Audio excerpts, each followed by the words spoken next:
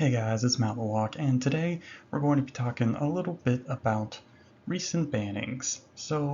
First off, we got two cards banned, and one in Standard, and then another in Pauper. We'll start with the Pauper one first. That one's not going to take too long. It's Arkham's Astrolabe, and this card, since it was released in Modern Horizons, has pretty much ubiquitous, really, in a lot of different decks, and two or three color snow-based decks in Pauper, making it really easy to splash colors. And it seems like Wizards didn't really like that. They mentioned that it's supposed to be historically was challenging to build like three color decks, but this made it really easy. Not only was it ubiquitous, but obviously the win rate of a lot of these decks was a little bit higher than they had wanted. So they axed it. They got rid of it. I guess that's fine. I mean, that's just one of those things. Like, it seemed like the Jeskai Snow deck was definitely creeping up, and when decks can sort of like start playing whatever they want, maybe that's just not what they're looking for in that format. Whereas like Perfect Mana is sort of a feature of older formats, something like sort of, I guess, quote unquote true eternal formats, because Pauper's basically like that too, but only commons. Whereas like in Vintage and Legacy, that's just sort of part of the format, and that's pretty much never going to change. But for Pauper, they didn't like that, combined with the increased win rate of these snow-based decks. They're just like, nope, no more. So Astrolabe is banned. I mean, a lot of people saw this coming. There's a lot of talk about this on the internet.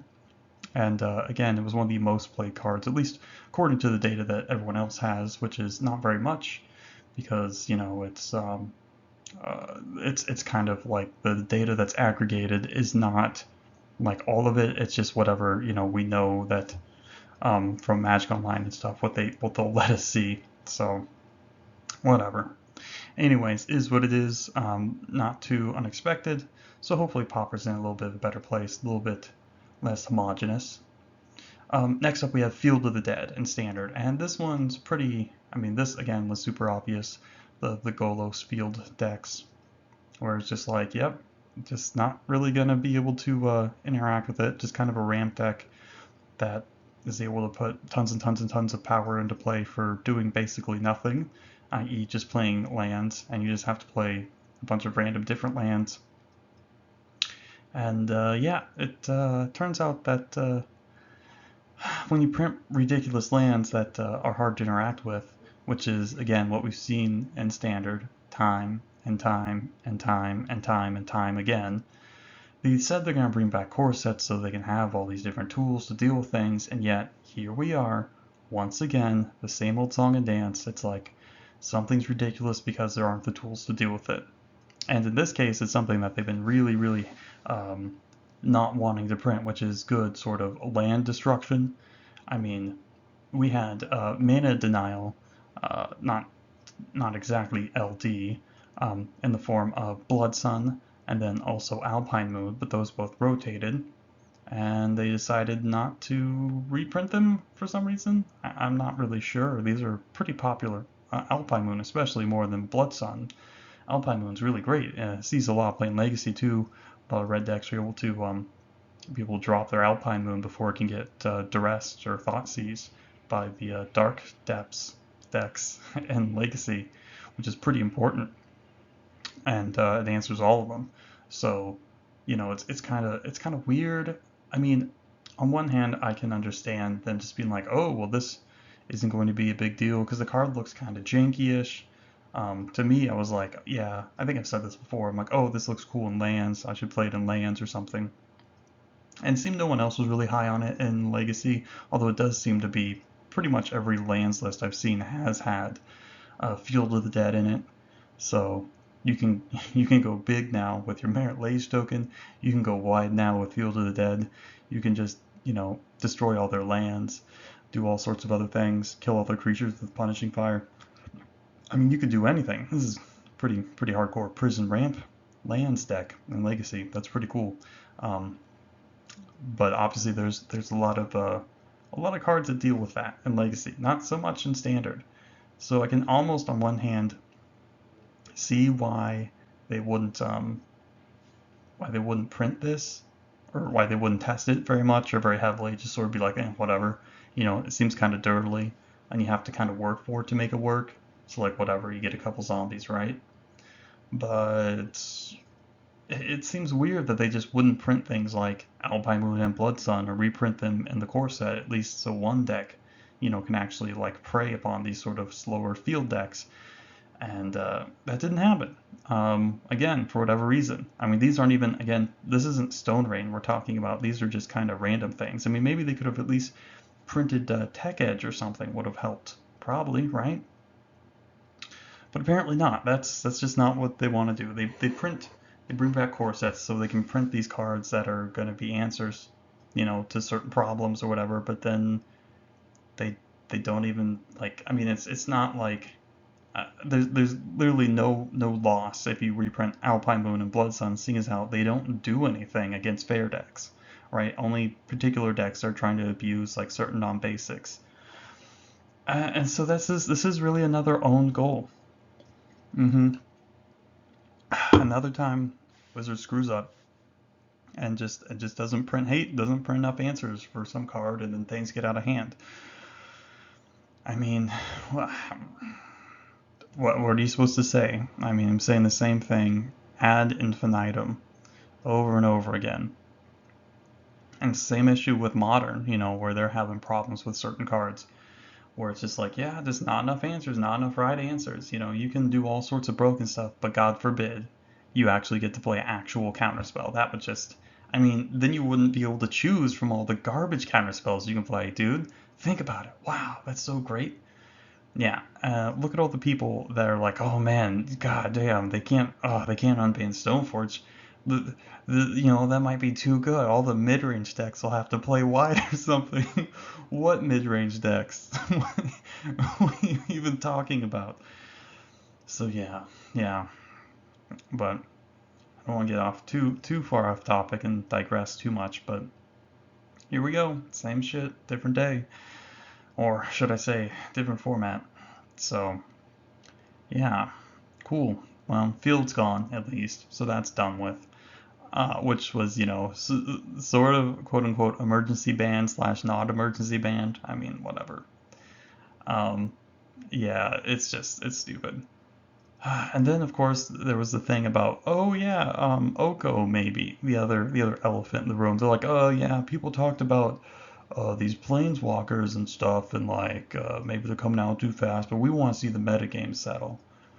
It's like I don't understand. Like, at least Oko, I'm far less understanding of. Field of Dead, like, whatever. It's a unique, interesting effect, not something they've really done before. Oko is very clearly, like, supposed to be one of the headline cards of the set, right? And it's obviously supposed to be very, very pushed.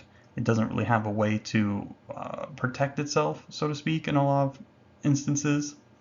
So they're like, well, we better give it a lot of loyalty, give it some pluses, you know, um, and even if they remove it, you still have a couple food, that kind of thing. But it's like they didn't. It's clear they didn't test this card at all, right? Because like when I first saw it, I was like, okay, this looks interesting. This is an interesting card. It with the Royal Scions. I'm like, okay, interesting. 3 mana planeswalkers. They don't really impact the board too much. So you have to like, maybe you have to build your deck around them or do certain things to make them work or stay alive. That's interesting, right? We don't just want like the same old like minus to protect itself plus to do card advantage ultimate that wins you the game or something, right? That's pretty boring. So like on one hand, I'm like, okay, cool. They definitely wanted to make it really strong. So like, just create a different kind of strong planeswalker, face the set, do some cool stuff, have it interact with food mechanic, pretty interesting, right? Well, clearly they didn't test the thing because just looking at some of the play patterns with this card, with like Gilded Goose or whatever, it's like clearly you think they would have tested with Gilded Goose, but they didn't. I mean, obviously, Gilded Goose really strong, 1 mana, 0/2, like I mean, this is like, I mean, it's kind of a, I mean, I don't want to say it's like Deathrite Shaman, but it is in some respects because it can do different things. It can fill your board with food. Obviously, it's a mana fixer. It can even be a blocker in a pinch. 1 mana 0/2, so it can block the random dorks that mono red throws at it. It can even turn into an elk once you're done with it, if you want to go on the offensive with Oko. So you play this thing, turn 2 Oko on the play, and it's like, shoot, is this thing, how am I going to use my goose for mana production? Oh wait, Oko pluses +2 to put a food in play. I mean, so like Oko obviously has extremely good synergy with Gilded Goose, and they already talked about, and they've said multiple times about how one mana accelerators are a big problem, and this thing is basically like a Birds of Paradise on crack in some respects.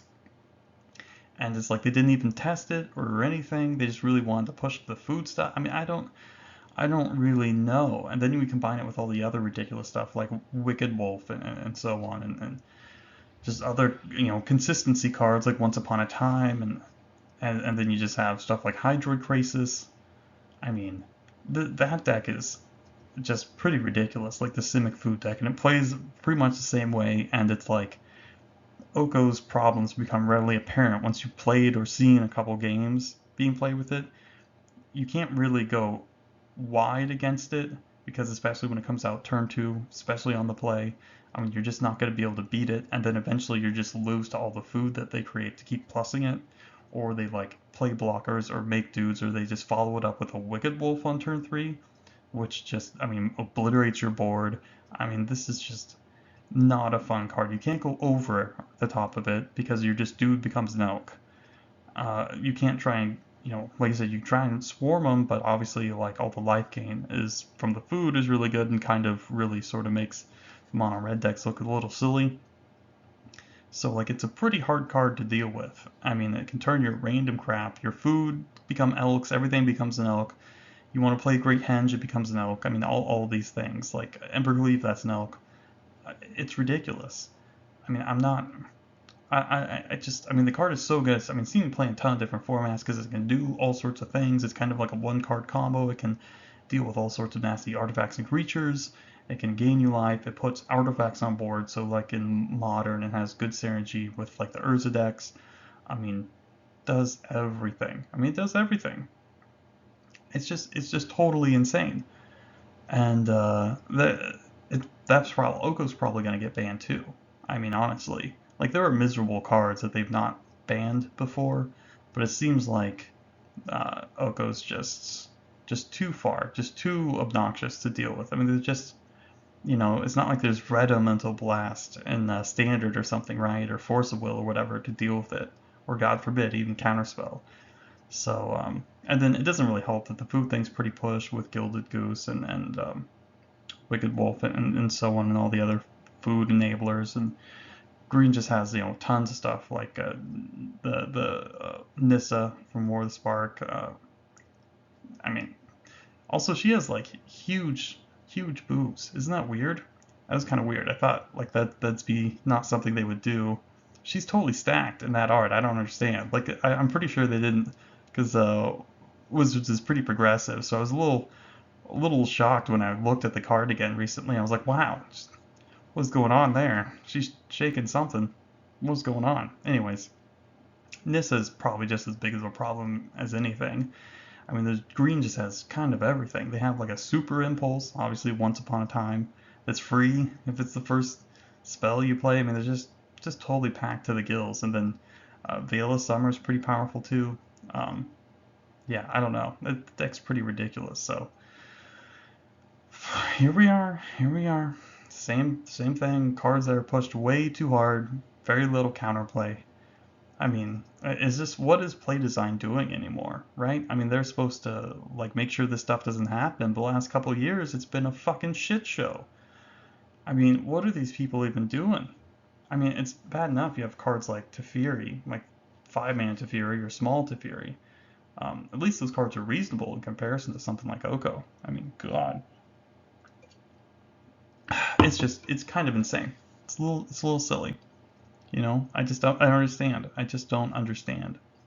You think it'd just be like, okay, let's print this good, you know, thing that hoses lands that are doing powerful stuff. I mean, shoot, Alpine Moon's a good card. Card's kind of expensive, a couple bucks for a sideboard card. You're just sort of like, well, maybe they should reprint this. That would have been nice, but no, can't do that. So I don't know. I mean, is this just the new normal? The new normal is just lots and lots of standard bans. At least like in the past when stuff was banned. Again, I've said this before too, but it's just kind of shocking to me where it's like, In the past, it's like, yeah, Saga Block, like broken, absolutely broken cards, right? You know, Academy, Yawgmoth's Will. I mean, even stuff like Grid Monolith. I mean, just all sorts of just broken stuff, right?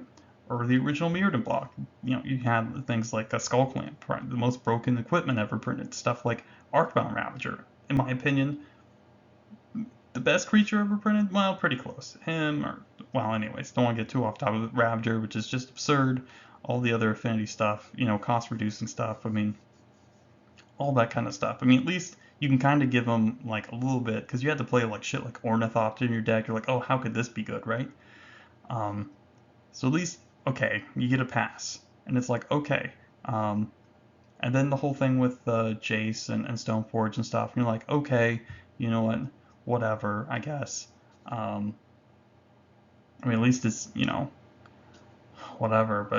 And then now it's just everything, just random crap, just stuff that's just completely unbalanced standard formats. And I don't exactly know, because every, you know, obviously every standard format's different, so they don't always, it's not a lot of crossover. But obviously Jace, the Stoneforge Cobblade deck wasn't a very big deal, you know, when you had Jund there to just like basically outvalue it, and Bloodbraid was an easy answer to cards in hand and also Planeswalkers on board, stuff like that. But once that left, there was only one really broken deck, and you know, and then I mean, I think Jund was sort of a reaction to the Fairies deck, so it's like a lot of times these problems sort of like you know, solutions that create more problems, that create more solutions. It's actually, I mean, well, I don't want to talk about other stuff. Don't want to talk about other nerd things and shove it in here. I don't want to make this too long, but yeah, I'm sure we'll have to see Oko banned. Oko's seen a lot of play in all sorts of other formats, but he's not nearly as oppressive or ubiquitous there. It seems pretty, again, it seems pretty strong. It looks like he's making a pretty big impact in Modern, though. So, I mean, we'll see what happens. I mean, who the heck knows, right? So, yeah, I guess that's it. More stuff banned. Cool, sweet. But yeah, so that's it. That's it for today, guys. So thanks for stopping by. I got stuff to do. I got so many other things to do. So much more videos to make. So thanks for stopping by, guys, and have a nice day.